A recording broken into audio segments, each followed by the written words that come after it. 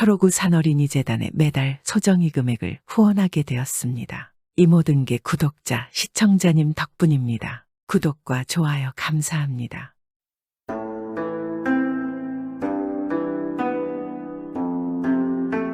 옛날 옛적에 어느 마을의 한 집안에 금순이와 꽃분이라는 자매가 살고 있었습니다. 금순이는 전실소생이고 꽃분이는 후실소생인데 금순이의 어머니는 일찍이 병을 얻어 죽고 후실만 남아 있었습니다. 그리고 금순이의 아버지마저 세상을 떠나자 금순이에게는 친모는 없고 계모만 있었으며 계모는 늘 금순이를 못살게 굴었습니다.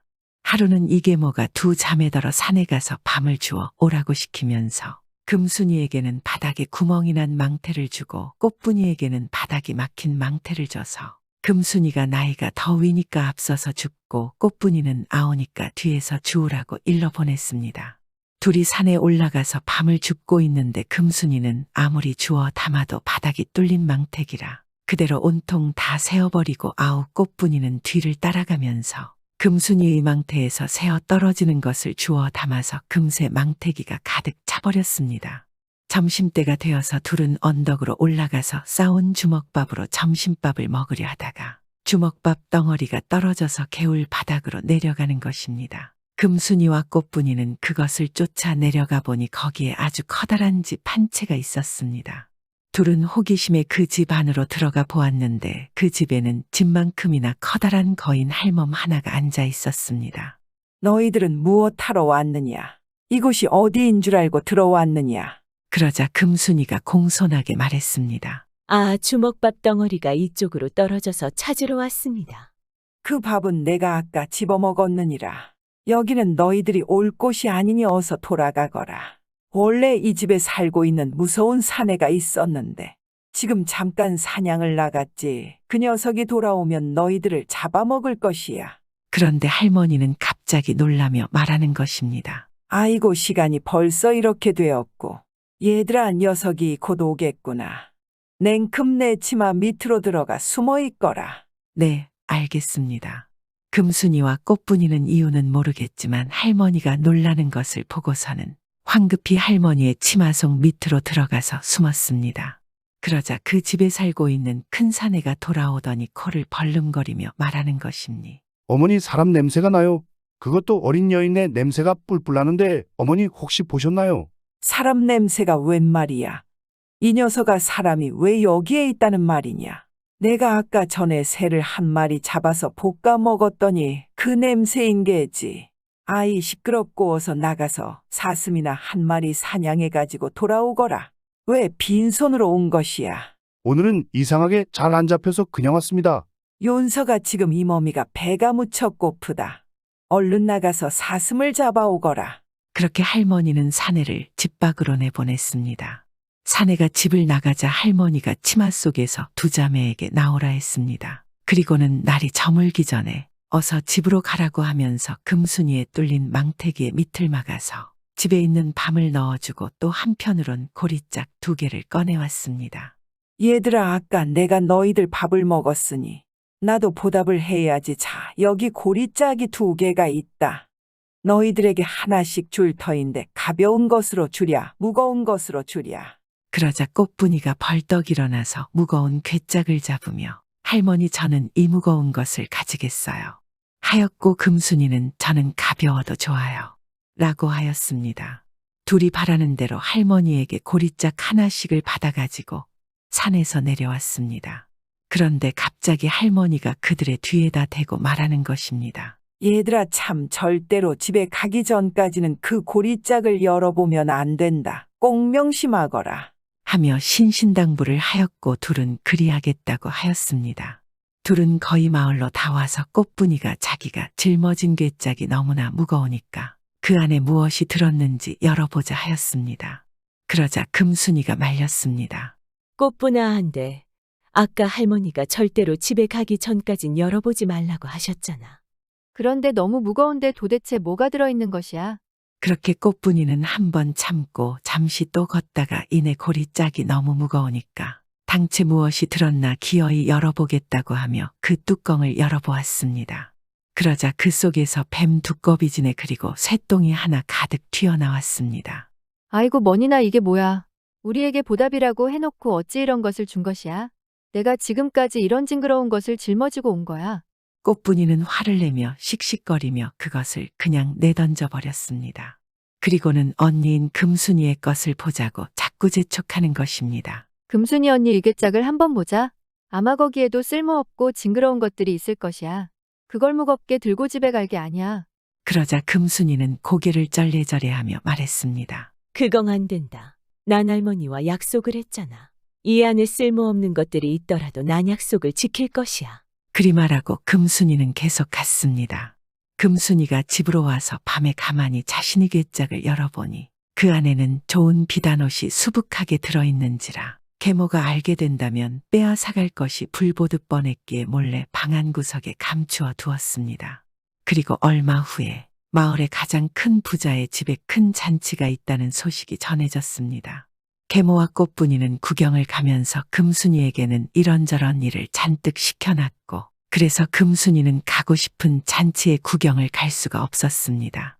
금순이가 일을 하다 말고 자신의 신세가 한탄스러워서 훌쩍훌쩍 울고 있으니 지나가는 알 수 없는 스님이 다가와서 묻는 것입니다. 너는 왜 구경도 가지 아니하고 울고 있느냐 하자. 그런 것이 아니라 구경이 가고 싶지만은 물을 7동이나 길고 명주실 7틀이나 감고 팥을 한 마를 찌워 놓으라고 해서 지금 일단 실부터 감고 있습니다.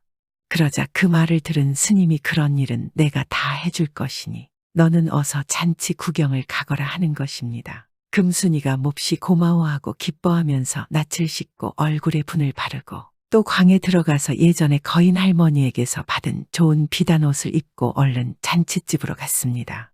잔치집에 도착하니 모든 사람들이 아름다운 금순이의 모습에 입을 다물지 못하고 쳐다봤습니다. 부잣집 주인도 그리고 그 아들도 금순이에게서 눈을 떼지를 못했습니다. 금순이는 사람들의 환대를 받으며 예의 있게 인사를 하고 자리에 앉았습니다. 그런데 꽃분이가 가만 그쪽을 바라보다가 아무래도 금순이 같다는 것을 눈치채고 어머니에게 말했습니다. 어머니 저것 봐요. 금순이 그것이 여기 왔소. 계모는 내 언니가 저런 훌륭한 옷이 어디서 나서 입는다는 말이냐 아니다. 아니야 그럴 일이 없다. 그렇게 서로 젖혀자가 금순이가 맞네 아니네 다투다. 둘은 그러면 집으로 돌아가서 보자 하고 함께 집으로 돌아왔습니다. 그걸 본 금순이가 잔치를 구경하다 말고 헐레벌떡 이 모녀보다 앞질러서 집으로 돌아왔습니다. 낡은 옷을 도로 입고 얼굴에는 검정을 묻히고 물을 딛고 있었습니다. 저것 봐라 금순이가 저기 저렇게 있지 않느냐 하고 계모가 꽃분이를 나무라는 참에 갑자기 이 부잣집에서 중매하는 사람이 그들을 뒤쫓아와서는 그 부잣집 주인이 금순이를 며느리로 데려가겠다고 말을 한 것을 전하였습니다. 그러자 계모는 놀라면서 그러지 말고 꽃분이를 데려가라 하여도 쫓아온 중매가 싫다고 하는 것입니다. 돈을 아주 많이 받은 계모는 어쩔 수 없이 울며 겨자 먹기로 금순이를 보내기로 하였습니다. 그래서 금순이가 예쁘게 단장을 하고 훌륭한 옷을 꺼내 입고 번쩍거리는 가마를 타고 화려하게 부잣집으로 시집을 갔습니다. 꽃분이가 이것을 보고 분통이 터져하며 자신도 부잣집에 시집을 보내달라고 울고불고 난리쳤습니다. 그 어미가 하는 수 없이 이곳저곳 시집 보낼 만한 곳을 찾아봤는데 이상하게도 아무도 꽃분이를 며느리 삼겠다 하는 집이 없었습니다. 이 계모의 집에 들려오는 소식이라고는 부잣집 시집간 금순이가 잘 먹고 잘 살고 있다는 소식이었습니다. 또한 떡두꺼비 같은 아들을 많이 낳고 시부모와 남편에게 무척 사랑을 받고 있다는 것입니다. 그러니 꽃분이도 그 어미도 날이 갈수록 화병이 더해졌습니다. 그러다 결국 답답함에 못 이긴 어미가 꽃분이에게 말했습니다. 너를 달라는 사람이 없으니 이 마을 말고 다른 곳으로 가서 살자. 배 아프지 않게 금순이의 소식이 들리지 않는 곳으로 말이야. 그리고 수레에 꽃분이를 태우고 이것저것 살림도 꽉 채웠습니다. 그리고 마을을 떠나는데 좁은 논두렁이 나왔습니다. 계모는 억지로 이 논두렁을 지나가려 했지만 워낙 길이 좁아서 그만 그대로 논바닥으로 떨어져 버렸습니다. 논바닥에서 진흙투성이가 되어 옷도 다 버리고 얼굴도 엉망이 된 꽃분이는 논물에 비친 자신의 흉한 몰골을 보고 서럽게 엉엉 울다가 자신 앞의 모습을 숨긴 우렁을 보았습니다. 자신을 숨기기 위해 껍질 속으로 쏙 들어가는 모습을 보고는 우렁이 부러워 보였습니다. 어머니 나는 그냥 우렁이나 되어버리겠소? 지금 난 어디든지 숨고 싶어요.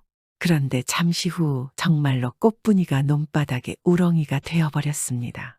계모 역시 화병이 더욱 크게 도져서 결국 얼마 후에 가슴을 치며 세상을 떠났습니다. 한편 시집간 금순이는 시부모 잘 봉양하고 남편의 사랑을 받으며 오래도록 행복하게 잘 살았다고 합니다.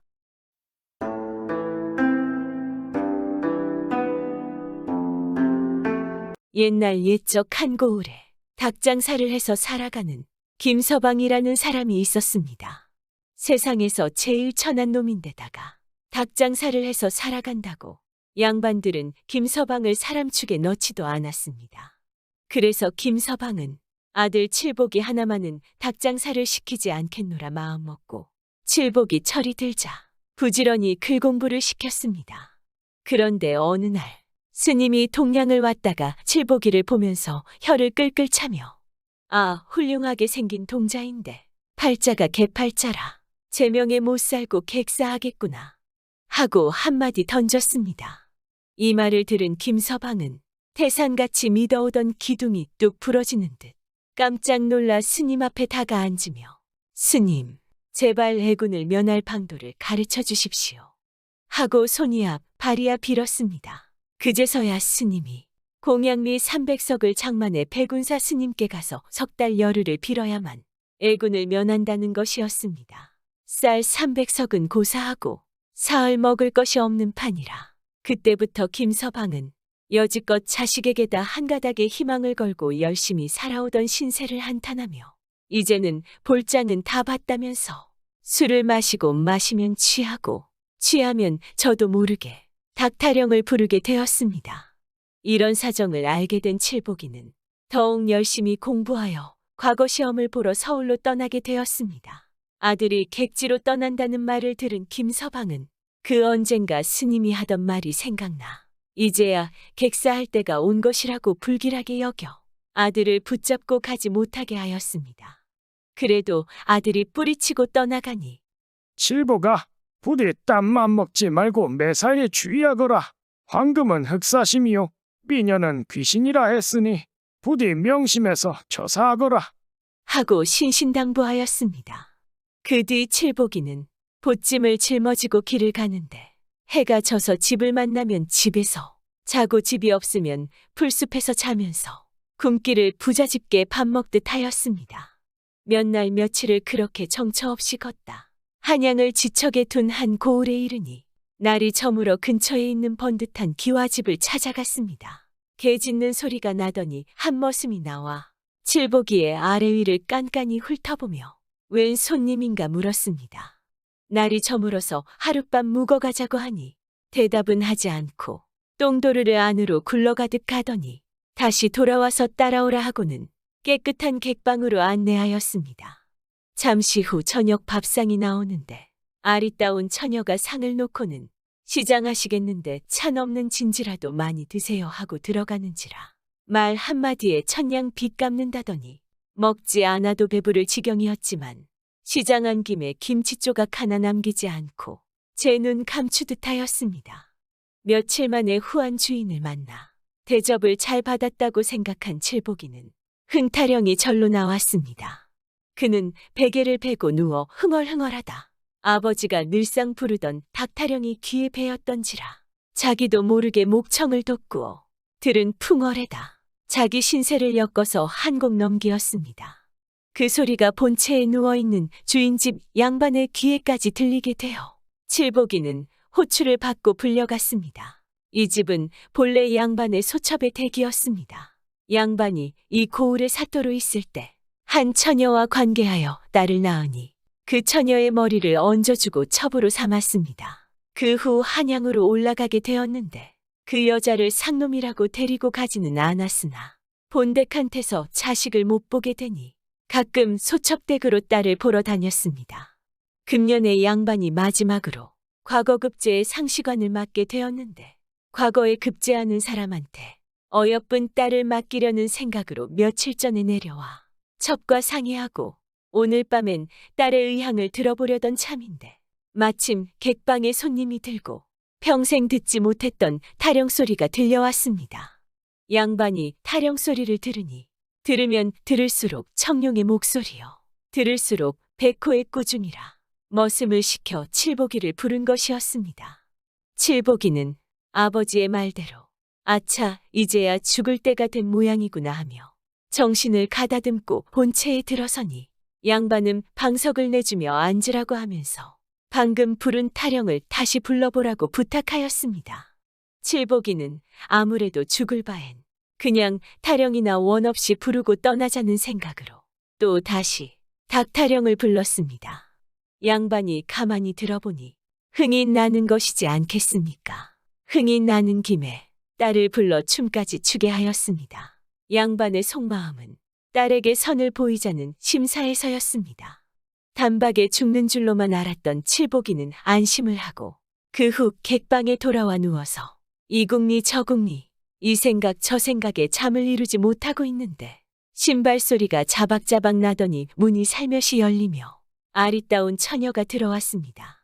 깜짝 놀라 바라보니 좀 전에 자신의 타령에 춤가 지추던 양반의 딸이었습니다. 무릎을 괴이고 사뿐히 앉더니 도련님, 처녀가 아닌 밤중에 객방에 들어오면 다름 아니라 저의 부친이 금년의 마지막으로 과거 시험의 상시관으로서 과거에 급제하신 분에게 저를 맡기겠다 하였습니다. 초면에 도련님을 보고 과거에 급제할 상인데다가 인물 체격 빠진 데 없으니 도련님께서 부디 과거 급제하여 미천한 저를 구해주신다면 평생을 받들어 섬기겠습니다.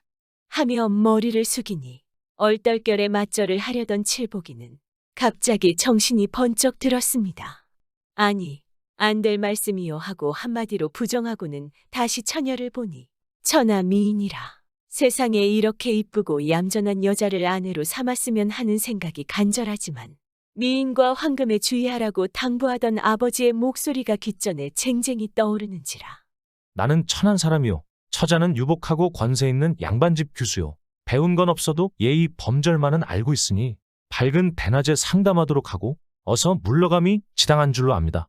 어서 바로 나가주세요. 이 말을 들은 처녀는 아버지인 양반의 권세를 믿었던지 제법 주인 행세를 하는데 칠보기는 그만 눈이 휘둥그레졌습니다. 내 집에 오신 것부터가 천생의 연분이요. 우리 아버지께서 과거 시험에 상시관이 된 것 역시 우연한 인연이 아니오니 백년가약을 허락해 주시면 안 되겠습니까? 칠보기는 방금까지 가졌던 생각을 스스로 뉘우치기 시작하였습니다. 그렇게 예절 바르고 얌전하게 보이던 아리따운 처녀가 보잘것없는 유물로 보였습니다. 말과 행동이 다르니 이게 무슨 짓이요. 내 앞길이 구만리 같으니 일시적인 향락으로 청춘을 망치고 싶지 않소. 그러니 어서 냉큼 나가시오. 그렇지 않으면 내가 가겠소이다. 칠보기가 그렇게 꾸짖으며 일어서려는데 그때 먼저 양반의 딸이 소리 없이 일어나 밖으로 사라졌습니다. 어찌 칠보기가 잠을 이룰 수 있었겠습니까? 온 밤을 뜬 눈으로 세운 칠보기는 새벽에 양반에게 하직 인사하고 길을 떠났습니다. 칠보기가 동구 밖을 벗어나자 갑자기 뒤에서 다급히 부르는 소리가 들려왔습니다. 여보세요, 도련님. 도련님. 칠보기가 걸음을 멈추고 뒤를 돌아보니 양반의 딸이 헐떡거리며 달려왔습니다. 그리고는 자기의 아버지께 들은 과거 시험의 답안을 칠보기에게 알려주는 것이었습니다. 제가 이런 답안을 구구이 도련님께 알리는 것은 어쩌녁에도 말씀을 드렸지만 아버지가 이번 과거에 급제하는 분으로 사위를 삼으시겠다기에 같은 값이면 인물 체격이 좋고 인품 성품이 갖추어진 도련님 같은 분을 낭구님으로 모셨으면 해서 어쩌녁엔 부질없이 권세와 정으로 사내장보다 언가를 알아보았던 것이니 부디 노여움을 푸셨으면 좋겠습니다. 그제야 이 영문을 알게 된 칠보기는 감개무량하며 웃으며 길을 가는데 스님이 연불 외우듯 양반의 딸이 알려준 답안을 중얼거리며 걷다 보니 어느새 한양에 도착하였습니다. 며칠 후 과거를 보는데 이 양반인 상시관이 눈처럼 날아드는 숱한 시험지를 보다가 그중 한 장을 제껏 갈고 넘기니 중시관 하시관들이 상시관님 혼자 보시겠소 같이 봅시다 하고 재촉하건만 하하 좀 있다가 보라는데도 그러네 하며 양반은 그냥 넘기었습니다. 이렇게 되어 더 말할 것 없이 이번 과거에는 닭장사 아들인 칠복이가 장원 급제하였습니다. 과거에 급제한 칠복이는 양반의 딸과 잔치를 한 후 잠시 동안 관가의 일을 보면서 있다가 후에 고을 사또로 내려가게 되었습니다. 이때 닭장사 김서방은 기다리고 기다려도 아들의 소식이 없는지라 고장떡을 배보자기에 싸서 망태기에 넣어지고는 칠복이를 찾아 떠났습니다. 아들이 틀림없이 객사했겠으니 뼈다귀라도 찾아다가 묻어야 애비를 잘못 만난 아들의 영혼이나마 저승에 가서라도 만나보리라 생각했던 것이었습니다. 그런데 길에서 만나는 선비마다 붙잡고 물으면 이번에 장원급제한 선비는 칠복이라 하니 이게 정말 내 아들 이름이란 말인가. 김서방은 힘든 것도 피곤도 잊어버리고 곧장 한양으로 올라갔습니다. 한양 시내로 들어서는 길로 이번에 장원급제한 분이 어디 계시오 하고 물으니 아무 곳에 있다고 가리켜주는지라 바로 그 집으로 찾아갔습니다. 대문을 두드리고 들어서니 양반의 딸이 나왔습니다. 이 댁에 장원급제한 칠복이가 있습니까? 장원급제한 서방님의 이름을 서슴없이 부르는 시골 늙은이의 아래 위를 훑어보며 이 양반의 딸은 관가에 나가시고 안 계시온데 어서 올라오세요 하며 마루를 가리켰습니다. 그리고 집히는 데가 있어 어르신은 누구신지요 하고 물었습니다. 칠복이가 바로 내 아들이요. 어머나, 그러세요. 어서 들어가세요. 양반의 딸이 깍듯이 인사하며 부산이 모시건만 김서방은 마루 위에 털썩 주저앉아 배보자기에 꽁꽁 싼 고장떡을 내주며 저녁에 쪄서 아들이 오거들랑 맛 좀 보라고 하게라고 하였습니다. 양반의 딸은 그것을 받아놓고는 아버님 인사가 늦어 죄송합니다. 저를 받으세요 하는지라 김서방은 깜짝 놀랐습니다.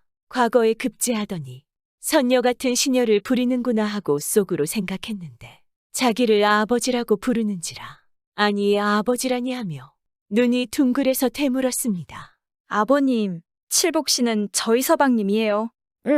그게 무슨 소린고? 제 애비도 모르는 잔치를 하다니. 일이 그렇게 되었습니다. 아버님, 정말 죄송합니다. 죄송할 것까지는 없지만 시애비 처사를 하지 못해서 하는 소리네. 너무 걱정 말게나. 양반의 딸은 시아버지의 언행이 시원시원한지라 주안상을 차려 대접시키고는 먼 길 오시느라고 피곤하시겠는데 편히 주무십시오 하고 그 길로 서방님을 찾아갔습니다. 서방님, 시골서 아버님이 오셨어요. 뭐라고? 아버지가 어떻게 오신단 말이오? 글쎄 가보시면 아실 게 아니에요 하며 아내한테 끌리다시피 하여 집에 와보니 옷차림이 말이 아닌 아버지가 큰 대자로 방 한가운데 누워 드렁드렁 코를 고는데 실로 가관이었습니다. 칠복이는 하도 어처구니 없어 멍하니 서서 생각을 하는데 한편 불쌍도 하고 한편 며칠만 있으면 고향으로 내려가려 했었는데 고생하시며 오신 것이 무척 고마웠습니다. 이때 아내가 더운 물을 대야에 떠다 놓고 아버지의 발을 씻어주는지라 그 일이 하도 고마워서 아내를 살그머니 밀어놓고 자기가 신노라니 여기까지 찾아오시느라고 얼마나 고생했으면 침까지 흘리시며 주무실까 하고 생각하니 자연히 눈물이 뚝뚝 떨어지는데 남남끼리 만났건만 살을 맞대고 사는 사람이라 아내도 서방님을 보며 같이 울었습니다. 그 후 김서방이 눈을 뜨니 아들 며느리가 자기의 발을 씻고 있는지라 이게 꿈이냐 생시냐 비천한 자기에게 이런 행운이 있을 줄 니 알았으랴 의심하며 일어나니 며느리가 새 옷을 갖다 주어 갈아입었습니다. 아버지, 아무래도 내일은 장인 장모를 가서 보셔야겠는데요. 주말이면 잔소리 아니겠냐? 나도 어서 보고 싶구나. 그런데 모두 한다 하는 양반에다 세력가들이어서 예의범절이 대단합니다. 그러니 아버지께서 피곤하시더라도 우리가 가르쳐 드릴 테니 내일 그대로 해주세요. 알았다. 시키는 대로 할 테니 어서 말해주거라. 첫 번째, 들어가실 때 꼿꼿이 들어가세요. 옆을 보지 말고요. 두 번째, 자리는 정한 곳에 앉습니다. 세 번째, 음식을 잡수실 때는 눈치를 보아가며 아무리 당겨도 적게 잡수시고 내 집에 와서 맘껏 드세요. 또한 담배도 장인께서 피우는 대로 하세요. 이거 참 닭 잡아 파는 문서보다 더 복잡하구나. 또 있습니다. 될수록 말씀은 점잖게 적게 하시고 혹여나 사돈들께서 흥에 겨워 타령을 부르며 놀게 되더라도 외마디 잡거나 부르다 그만두세요. 그럼 저희들이 옆에 있다가 멀리서 오신 데다가 약주를 과음하였으니 그만 쉬게 해달라며 말씀 올리겠습니다. 그런데 제발 닭타령만은 부르지 마세요. 하며 열심히 설명을 했으나 김서방은 그래 염려 마라 하며 대수롭지 않게 넘겨버렸습니다. 이튿날 이렇게 세 사람은 양반네 집으로 향했습니다.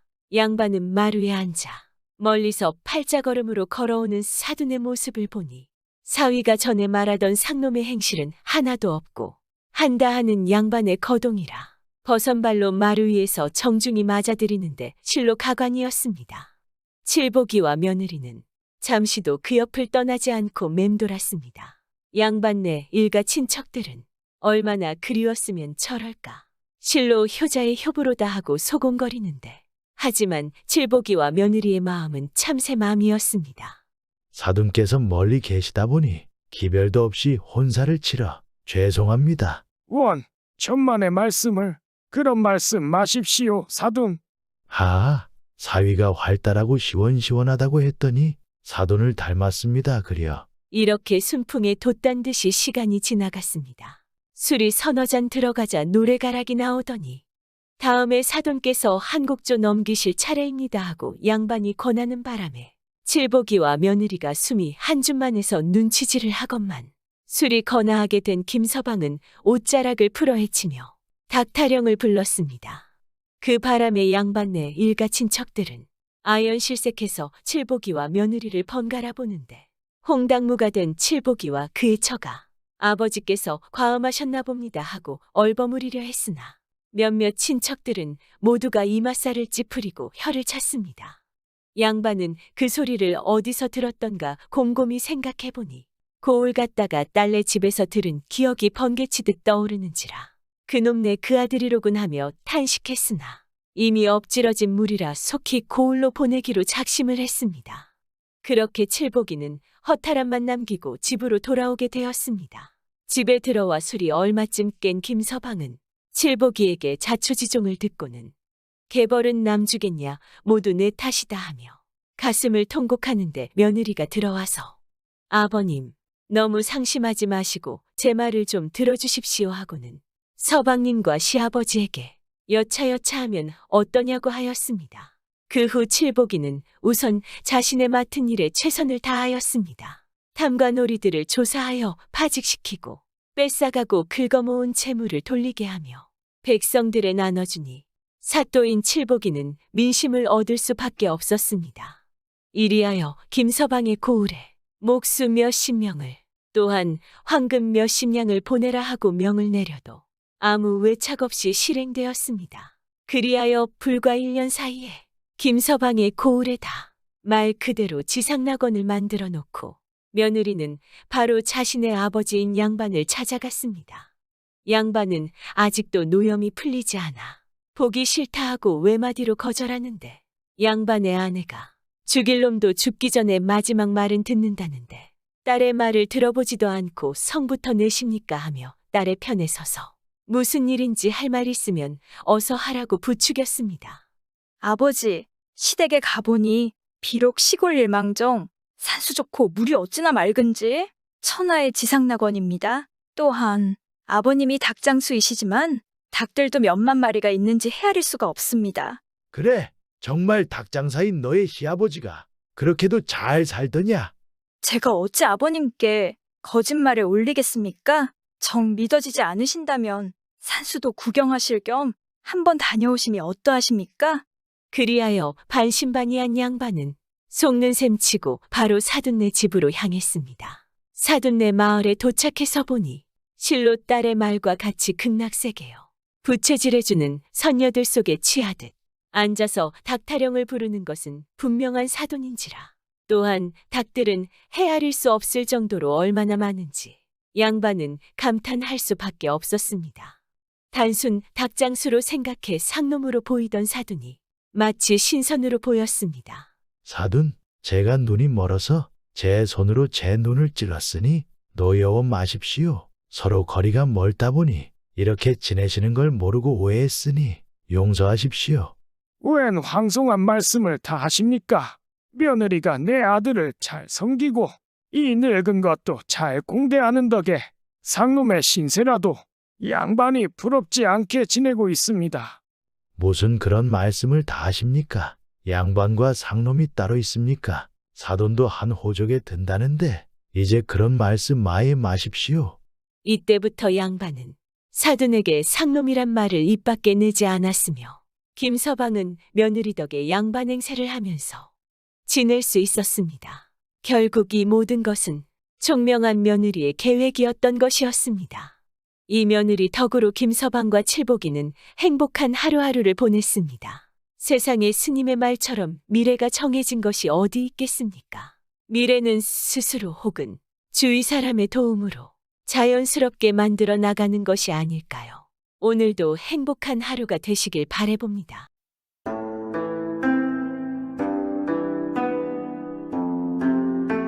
먼 옛날 옛적에 어느 마을에 돌쇠와 먹새라는 사내아이 둘이 살고 있었습니다. 돌쇠와 먹새는 둘 다 늙은 홀어머니 밑에서 자라고 있었습니다. 돌쇠와 먹새의 아버지는 몇 년 전 전쟁터에 끌려나갔다가 둘 다 한날 한시에 목숨을 잃었습니다. 아버지가 없는 서름을 함께 안고 있는 돌쇠와 먹새는 마치 쌍둥이 형제처럼 언제나 의좋게 지냈습니다. 강변에 나가 뛰어놀다가 물에 둥둥 떠내려오는 돌배 한 알까지도 똑같이 나눠 먹었으며 모든 한 줌이 생겨도 반 줌씩 사이좋게 나누어 먹곤 했었습니다. 두 아이가 18살 나던 해 봄이었습니다. 마을에 번거지를 쓰고 곤장을 맨 사람들이 우르르 달려들더니 나라에서 군역 영장이 내렸다면서 다짜고짜 돌쇠와 먹새를 끌어냈습니다. 이 애들의 아버지들이 전쟁터에 나가서 죽었으면 되지. 또 무엇이 모자라 외아들마저 끌어가는 거요. 차라리 이 늙은 것들을 끌어가세요. 돌쇠와 먹새의 어머니는 관가에서 나온 사람들의 옷자락을 부여잡고 애걸복걸했습니다. 하지만 관가 사람들은 눈썹 하나 까딱하지 않고 돌쇠와 먹새를 끌고 갔습니다. 군역에 끌려온 돌쇠와 먹새는 고향에 홀로 두고 온 늙은 어머니가 걱정되어 밤잠도 제대로 못 잤습니다. 생각할수록 가슴이 미어져 끼니 때마다 밥알이 꼭 모래알을 씹는 것만 같았습니다. 그러던 어느 날 돌쇠에게 뜻하지 않는 불행이 생겼습니다. 돌쇠가 군량미 창고 보초를 서는 날 밤 수백 섬의 쌀이 쥐도 새도 모르게 없어지고 만 것입니다. 돌쇠는 송사 끝에 억울하게도 사형을 선고받고 감옥에 갇히게 되었습니다. 돌쇠가 옥에 갇힌 지 며칠이 지난 어느 날 엎진 데에 덮친 격으로 고향에 있는 돌쇠의 어머니의 병세가 위독하다는 기별이 왔습니다. 이 기별을 처음 들인 사람은 먹새였는데 군장은 돌쇠한테 알리려고도 하지 않았습니다. 먹새는 군장을 찾아가 돌쇠네 집안 형편을 이야기하면서 돌쇠가 죽기 전에 어머니 얼굴이라도 한번 볼 수 있게 해달라고 창했습니다. 이제 닷새만 있으면 죽을 놈인데 죽어가는 제 어미 얼굴은 봐서 뭘 한단 말이냐. 군장은 먹새의 청에 조금도 귀를 기울이려 하지 않았어요. 돌쇠가 억울한 누명을 쓰고 죽게 된 것만 해도 원통하고 분한 일인데 돌쇠의 어머니마저 위독한 병에 걸려 목숨이 위태로운 걸 생각하면 눈앞이 먹물을 뿌린 듯 캄캄하기만 했습니다. 어떻게 하면 돌쇠가 어머니 얼굴을 볼 수 있을까? 먹새는 아픈 가슴을 부둥켜 안고 깊은 생각에 잠겼습니다. 먹새는 곰곰이 생각하던 끝에 군장을 다시 찾아가 이야기했습니다. 제가 돌쇠 대신 옥에 갇혀 있겠으니 돌쇠를 집에 갔다 오게 해주십시오. 돌쇠의 사형 집행이 이제 닷새밖에 남지 않았기 때문입니다. 두 사람이 남달리 친하다는 말은 들어왔지만 친구를 대신해 옥살이까지 하겠다고 하는데 놀랍다 못해 탐복할 정도이지 않겠습니까? 한참 뒤에 군장이 물었습니다. 돌쇠가 사형받을 날짜가 이제 닷새밖에 안 남았다. 돌쇠가 만일 그때까지 돌아오지 못하면 네가 대신 죽어야 할 텐데 그래도 좋단 말이냐. 그런 각오도 없이 제가 어찌 돌쇠를 보내자고 하겠습니까? 하지만 돌쇠는 닷새 안에 꼭 돌아올 것입니다. 혹시 무슨 사정이 생겨 닷새 안에 돌아오지 못하면 대신 저를 처형해도 좋습니다. 먹새의 결심은 단호했습니다. 먹새의 굳은 결심을 확인한 군장은 먹새의 청을 들어주기로 했습니다. 고향으로 떠나기 전에 돌쇠는 자기 대신 옥에 끌려 들어가는 먹새를 부둥켜 안고 울고 또 울었습니다. 군졸들은 모습을 보고 모두들 옷소매를 질퍽하니 적시고 말지 않았겠습니까? 옥에 갇혔던 돌쇠는 꼬박 이틀이 걸려 고향에 돌아왔습니다. 돌쇠는 자기 어머니보다도 먹새의 어머니부터 먼저 찾아뵈려고 먹새네 집으로 갔습니다. 그런데 어쩐 일인지 먹새네 집은 텅 비어 있었습니다. 할 수 없이 돌쇠는 자기 집으로 달려갔습니다. 그랬더니 먹새의 어머니가 자기 어머니의 병고안을 하고 있었습니다. 어머니, 돌쇠는 아궁이 앞으로 다가서며 목맨 소리로 어머니를 불렀습니다. 아니 돌쇠가 아니냐? 내가 어떻게 이곳에 온 게냐? 먹새의 어머니가 반색을 하며 달려나왔습니다. 하지만 돌쇠의 어머니는 죽은 듯이 눈을 꼭 감고 누워 있어서 아들이 온 것도 알아보지 못했습니다. 그래 우리 먹쇠랑 다들 몸성이 잘 지냈느냐? 먹새의 어머니는 돌쇠의 여인 어깨를 쓸어만지며 물었습니다. 얘 돌쇠는 아주 건강하게 잘 있습니다. 걱정하지 마세요, 어머니. 돌쇠는 거짓말을 하고 나니 꼭 죄를 지은 것만 같았습니다. 먹새의 어머니가 자기들 일을 죄다 알고 있는 것만 같아 돌쇠는 얼굴을 돌리고 말았습니다. 네가 마침 잘 왔구나. 어머니가 오늘 밤을 못 넘길 것 같은데 아마 너를 보면 툭툭 자리를 털고 일어서실 게다. 돌쇠 어머니는 먹새를 어머니 머리 앞에 앉게 했습니다. 어머니, 제가 왔어요. 이제 자리에서 일어나세요. 돌쇠는 어머니 귀에 대고 조용히 말했지만 어머니는 두 눈을 꼭 감은 채 아무 대답도 하지 못했습니다. 어머니, 제발 일어나세요. 돌쇠가 왔어요. 돌쇠는 어머니를 흔들어 깨우며 애타게 부르짖었습니다. 이튿날 아침에도 어머니는 여전히 정신을 되찾지 못했습니다. 어머니 목숨은 점점 더 위태로워지고 있었습니다. 돌쇠는 줄곧 어머니 머리맡을 떠나지 않았습니다. 그러는 동안에도 돌쇠는 눈앞에는 자기 대신 옥에 끌려 들어가 있는 먹새의 얼굴이 잠시도 떠나지 않고 어른거렸습니다. 먹새야, 이 세상의 친구를 위해 죽음을 각오하고 나서는 사람이 너 말고 또 어디 있다더냐. 내 곧 돌아갈 테니 조금만 더 참아다오. 어머니의 병세가 이제 기울 대로 다 기울었으니 별 수가 없구나. 그래도 살아계시는 어머니 얼굴을 베었으니 여한이 없어. 하지만 절대로 먹새를 나 대신 죽게 해서는 안 돼. 이렇게 생각한 돌쇠는 자리에서 일어났습니다. 먹새 어머님, 우리 어머니를 부탁합니다. 저는 지금 당장 돌아가야 합니다. 돌쇠는 먹새 어머니 앞에 무릎을 꿇었습니다. 아니 갑자기 그게 무슨 소리냐? 위독한 어머니를 그대로 두고 돌아가겠다니 그게 무슨 소리냐? 먹새의 어머니는 펄쩍 뛰었습니다.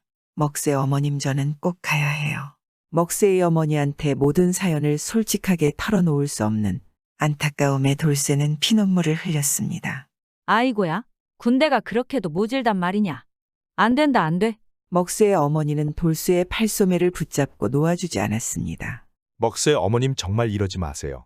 지금은 말할 수 없는 사연을 뒷날 다 이야기해 드리겠습니다. 돌쇠는 먹새의 어머니에게 오히려 사정을 했습니다.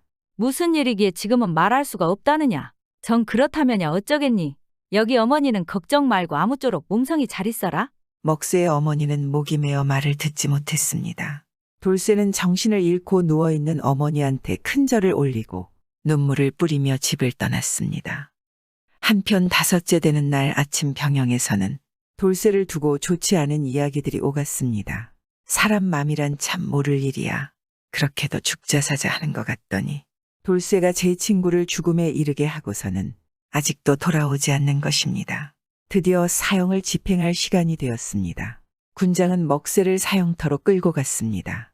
먹새는 조금 더 억울한 기색 없이 태어난 표정으로 묵묵히 사형터를 향해 걸어나갔습니다. 먹새를 벼랑가에 세워놓고 군장이 물었습니다. 먹새야, 억울하지 않는가? 네가 믿었던 돌쇠는 오지 않았다.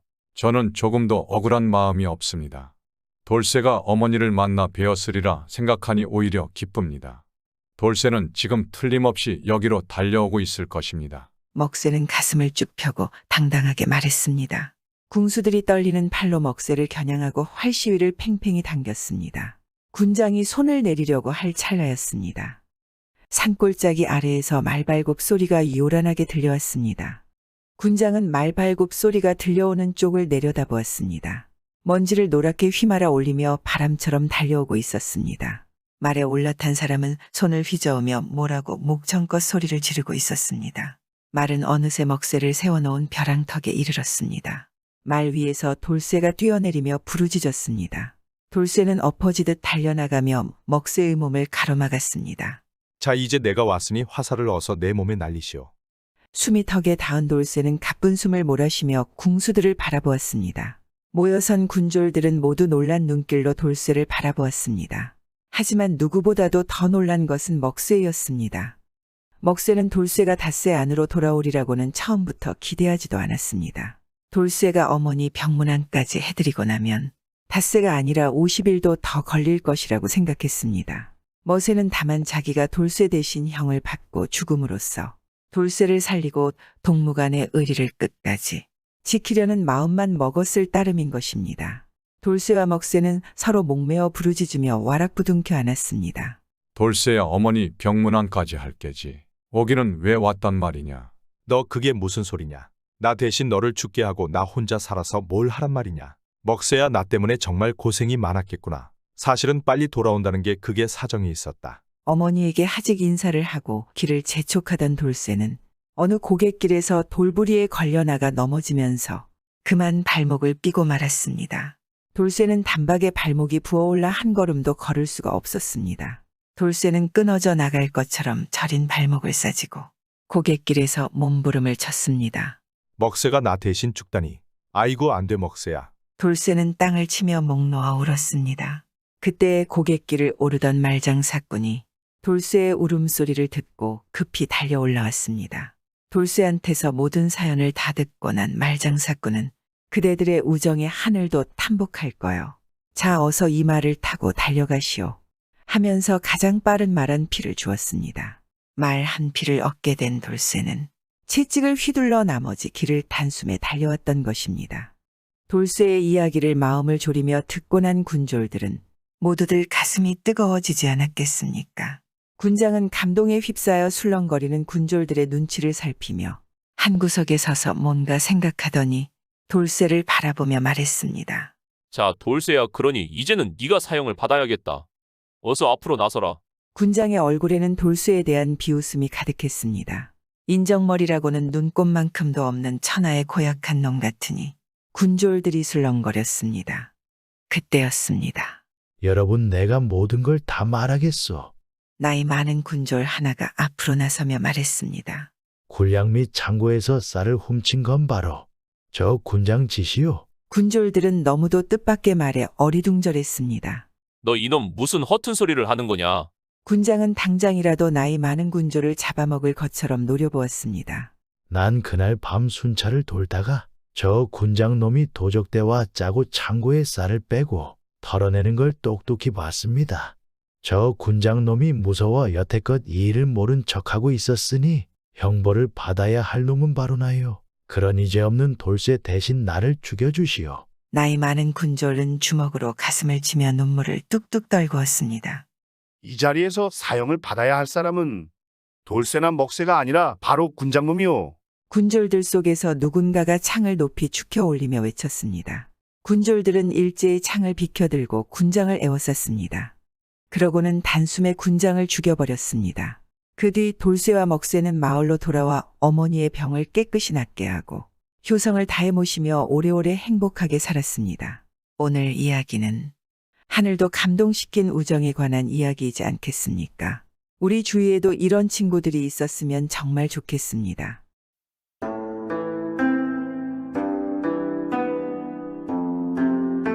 이번 이야기는 옛날 과거 시험 부조리에 관한 이야기입니다. 오늘도 재미있게 봐주세요. 어느 날 과거 준비생인 명문가 양반 아들 주용이는 기생집을 찾게 되었습니다. 주용이는 기생과 함께 술과 춤으로 정신없이 즐기고 있었습니다.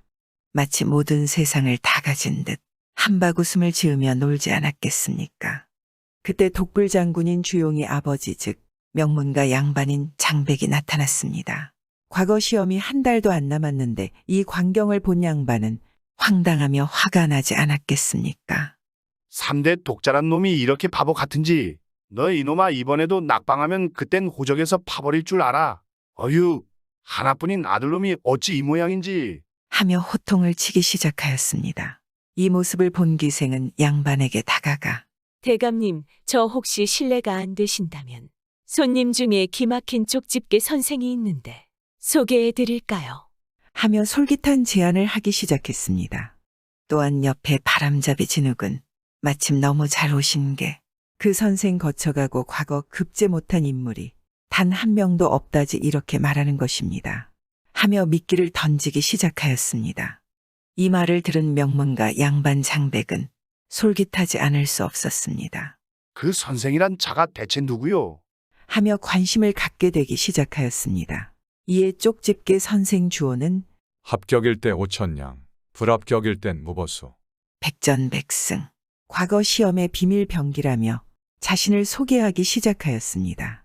양반 장백은 지푸라기라도 잡는 심정으로 자신의 아들 주용을 부탁하게 되었습니다.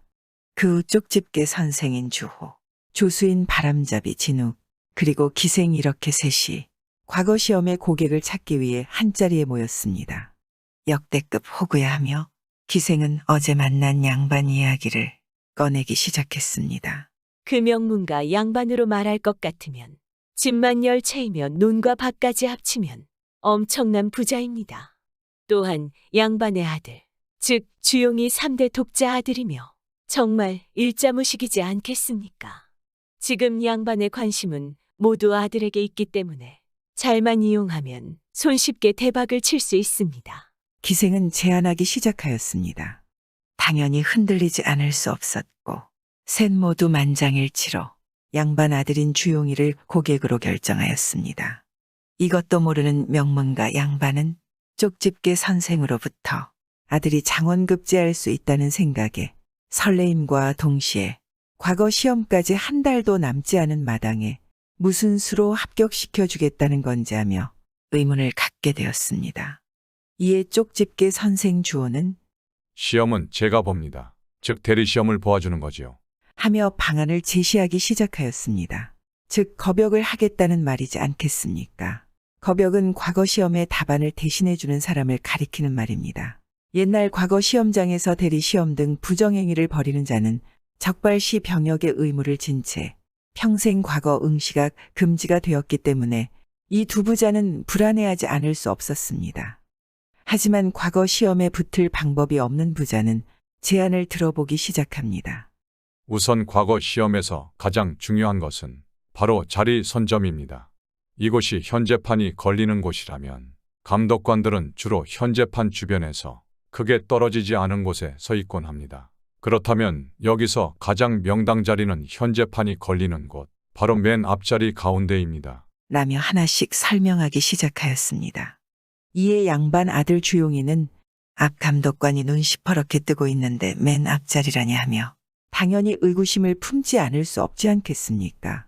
이에 쪽집게 선생 주호는 아시다시피 과거 시험은 2년에 단 한 번 때문에 그날 전국에선 수만 명의 사람들이 몰려듭니다.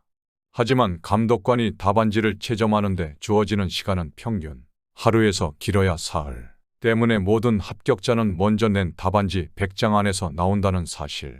그래서 문제를 제일 먼저 보고 답안지를 빨리 낼 수 있는 여기가 바로 과거 급제로 이어지는 명당 자리입니다. 하며 이야기를 이어갔습니다. 첫 번째 명당 자리는 조수인 진욱이 선점을 하고, 그리고 두 번째, 제가 문제를 다 풀고 신호를 보내면 조수인 진욱이 작전을 시작하게 됩니다. 아이고 머리야, 아이고 머리야 하며 감독관이 시선을 끈 사이 저와 답안지를 바꿔치기 한 다음 그 답안지를 제출하면 모든 계획이 완벽히 마무리가 됩니다. 여기서 당연히 답안지를 일찍 낸 사람은 감독관이 기억하지 않겠습니까? 그래서 모든 변수와 화를 방지하기 위한 비책으로 답안지를 바꿔치기 하는 것이라며 설명을 이어갔습니다. 이 모든 계획이 완벽하지 않을 수 있겠습니까? 이 계획을 들은 양반 아들인 주용은 별 생각 없이 장원급제한다는 기대감에 과거 시험 보는 날만 학수고대 기다리고 있었습니다. 쪽집게 선생, 조수, 기생은 호구를 물어온 것 같다며 기쁨을 감출 수가 없었습니다. 사실 그런데 큰 반전이 있었습니다. 이번 과거 시험 고객으로 기생이 양반 아들을 추천한 이유는 따로 있었습니다. 양반 아들이 기생과 함께 술을 마시고 다녀간 다음 날, 기생은 이상한 광경을 목격하게 되었습니다. 알고 보니 양반과 양반 아들 주용이가 부자 관계가 아닌 과거 시험을 담당하는 감독관들이었던 것이었습니다. 이 감독관들은 한동안 겁역을 찾기 위해 노력했지만 매번 실패를 하였기 때문에 자신들이 고객이 되어 겁역을 잡기 위해 부자인 척을 한 것이었습니다. 이것을 알게 된 기생이 놀라지 않을 수 있었겠습니까? 이에 감독관은 이미 기생이 겁역을 한다는 소리를 듣고는 기생에게 자신의 신분을 말하고 겁역의 고객으로 뽑힐 수 있도록 압력을 행사하였습니다. 과거 시험 부정행위와 연관된 자들은 도형에 처해지는데 자신은 도형에서 제외해 주겠다 하니 이 말을 들은 기생은 어찌할 도리가 없지 않았겠습니까? 그리하여 기생은 첩자가 될 수밖에 없었고 감독관들과 은밀한 비밀을 공유할 수밖에 없었습니다. 그리하여 고객을 시험 감독관들로 할 수밖에 없었던 것이었습니다. 한편 조수인 진욱은 쪽집게 선생 주호에게 항상 궁금한 점을 가지고 있었습니다. 어느 날 용기를 내어 그동안 궁금했던 것을 꺼내기 시작하였습니다. 충분히 과거 시험 보면 1등, 즉 장원급제는 당연한데 시험을 보지 않는 이유가 궁금했던 것이었습니다. 하지만 쪽집게 선생 주호의 생각은 달랐습니다. 과거 시험에서 평민은 그저 양반들 빛나게 해주는 들러리일 뿐인데 평민이 과거 급제한들 말단 관리직 받게 더하겠냐. 차라리 겁역으로 먹고 사는 게 훨씬 더 낫지 하며 스스로 평민의 한계를 느끼고 있었습니다. 평민에게도 벼슬길을 열어주고자 문턱을 낮춘 과거 시험이지만 현실은 비리가 판치는 양반들의 잔치였기 때문입니다. 이 말을 들은 조수진옥은 울먹이면서 쪽집게 선생 주호에게 충성을 다하기로 맹세하였습니다. 드디어 과거 시험 보는 날이 다가왔습니다. 쪽집게 선생 주호는 거침없이 답안을 작성해 나가기 시작했습니다. 아이고 머리야. 아이고 머리야.